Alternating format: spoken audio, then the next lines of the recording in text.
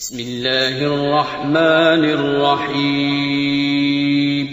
شروع اللہ کا نام لے کر جو بڑا مہربان نہایت رحم والا ہے۔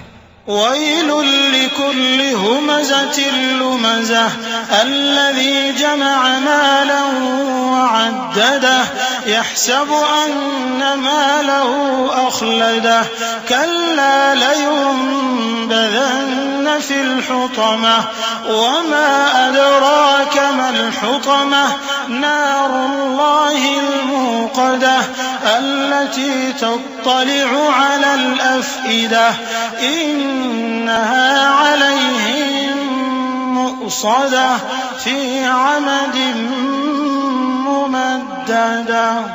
ہر غیبت کرنے والے تانے دینے والے کی خرابی ہے جو مال جمع کرتا ہے اور اس کو گن گن کر رکھتا ہے، شاید وہ خیال کرتا ہے کہ اس کا مال اس کی ہمیشہ کی زندگی کا موجب ہوگا، ہرگز نہیں، وہ ضرور حطمہ میں جھونک دیا جائے گا۔ اور تم کیا سمجھے کہ حطمہ کیا ہے؟ وہ اللہ کی بھڑکائی ہوئی آگ ہے جو دلوں تک جا پہنچے گی، بے شک وہ اس میں بند کر دیے جائیں گے، یعنی آگ کے لمبے لمبے ستونوں میں۔